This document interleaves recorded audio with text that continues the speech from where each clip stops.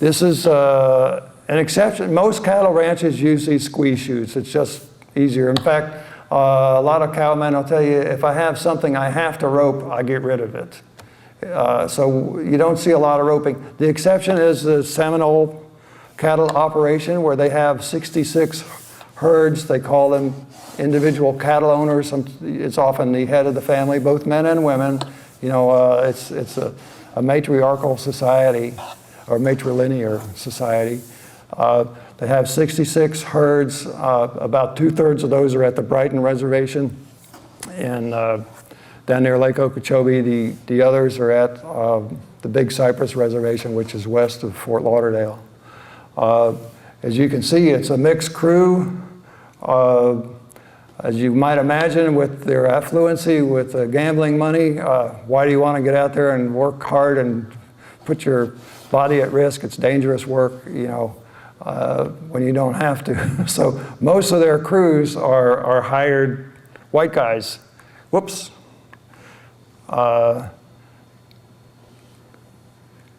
This is Matt Arrieta. He's a very, very good worker. This is one of the Seminoles, Reno Osceola.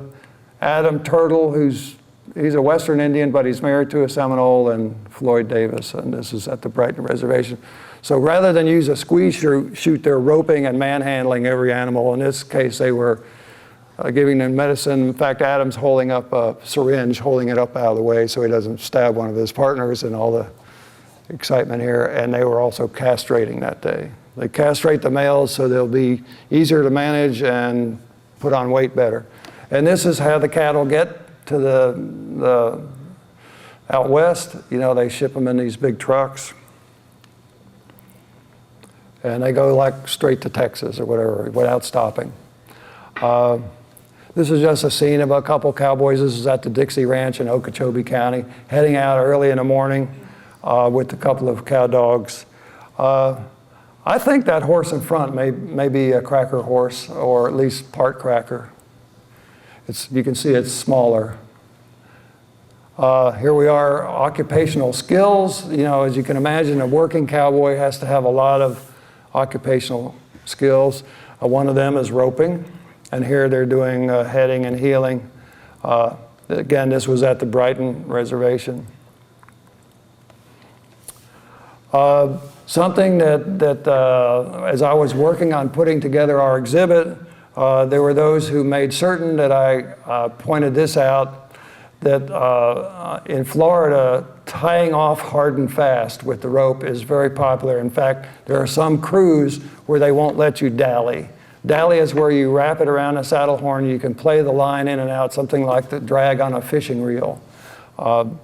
The problem with that is that you're not committed. If things get nasty, you can cut loose. You know, with tying off hard and fast, you're committed. So, well, for example, when you rope a cantankerous, large, strong bull, it might take 3, 4, 5 people to have a rope on them to get the job done, and you don't want anybody backing out. So, like I said, there are some crews that won't let anybody dally. It's kind of a Florida thing. They don't do that so much out west. They do more dallying.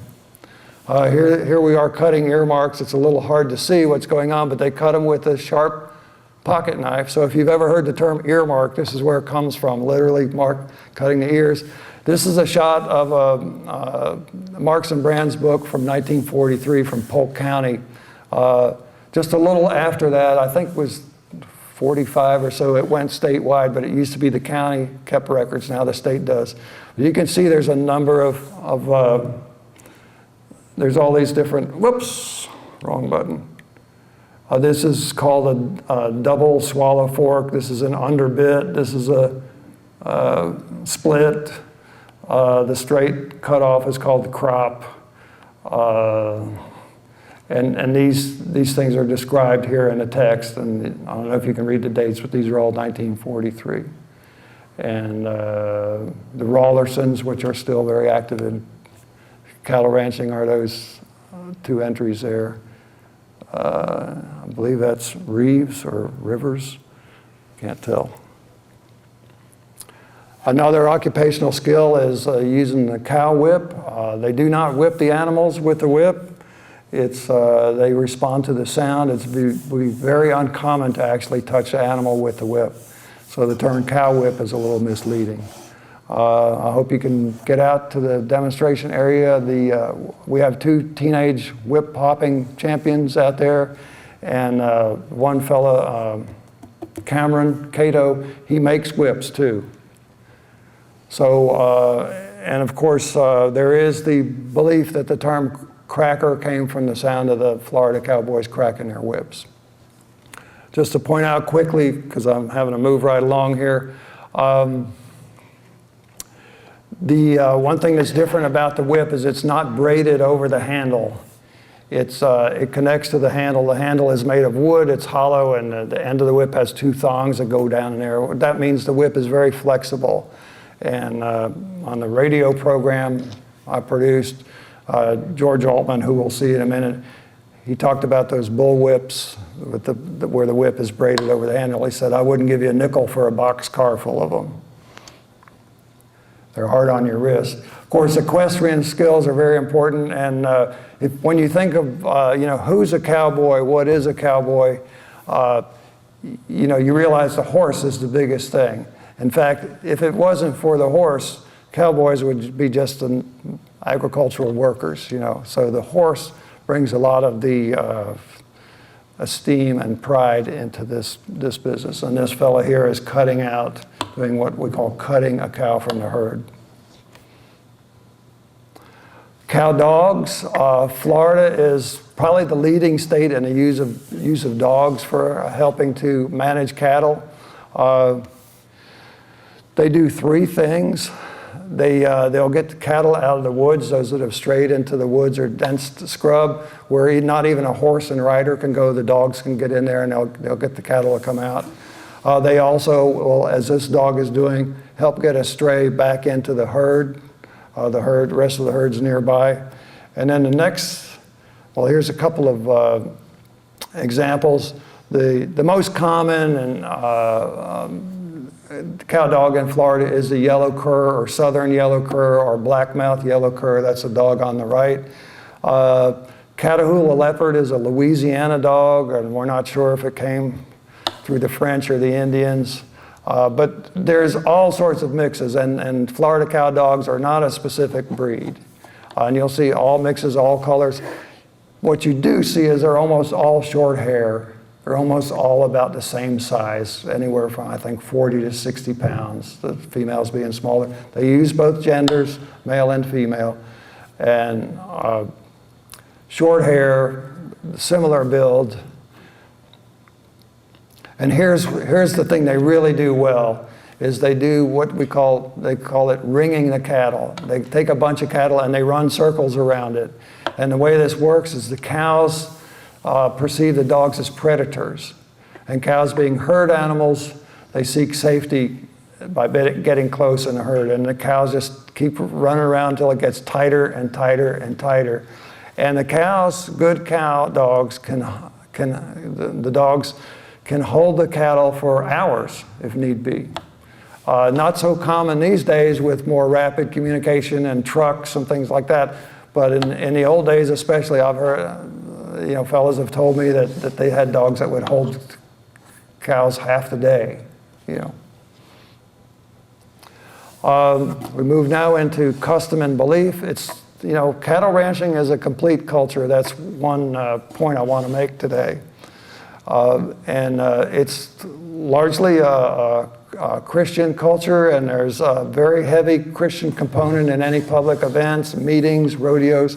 These are bull riders praying, doing an extended prayer in the chute area that is like the backstage area of a bull riding rodeo event. This young fella, these are actually high school bull riders. Most of them. The young fellow is actually a high school student. His nickname was Preacher. His name was Stephen Cayley. And he would actually get out a Bible and preach. He would give like little sermonettes there. Cowboy church is a national phenomenon that's popular, very popular in Florida too.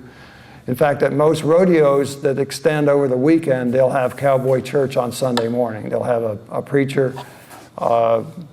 But the Cowboy Church, for example, this was shot at Williston. At the same place you just saw these bull riders over in the pavilion there. They have this every week. The fellow on the right is the minister, and he does these baptisms. He says he does 1 or 2 every week. He has about 200 followers that come to service. It's a regular, typical Southern Christian church, except the themes, the songs, like a lot of churches these days, they use audio-visual. It's all about ranching and farming, and of course you don't have to dress up. You can wear your regular clothes. You can see there's a mix of cowboy attire and short pants and stuff.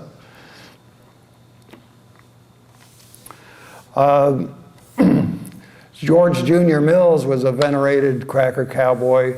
Worked till he was about 85, I think, down the Okeechobee area. He was also a whip maker. So when he died, he was given a cracker cowboy funeral at the Agri-Civic Center in Okeechobee. This is his casket. That's his cattle brand there, the double X. That's his horse. You can see they put the casket up on hay bales, and then they loaded it into that cattle trailer that was in the background, and he was buried out where he lived in Bassinger, at a cemetery in Bassinger, which was something like 15, maybe 20 miles from the arena there. Those are all, the pallbearers were all his grandsons. And it wasn't prearranged, but about 15 or 20 of the guys brought whips with them, and at one point they gave him sort of a 21-gun salute with the cracking whips, and they did bring about a dozen shovels, and all the people pitched in to cover the grave. This is Junior's son, Buddy, who's an ag teacher, vocational agriculture teacher at the Yearling Middle School in Okeechobee, cutting swamp cabbage, which is heart of palm, which is a cracker foodways. And here's Buddy's son, Chad, with swamp cabbage prepared in a bowl there. This was at a festival in Okeechobee, but it's a popular dish at any event where tradition is emphasized. Another interesting foodways thing in the cattle ranching community is among the Seminole Indians, when they have their annual roundup and shipping, they ship about 6 of these herds a day. The herds are like from 100 to 200 head. They're owned by individuals or families. And the cattle owners whose herds are being shipped that day provide the food for the lunch.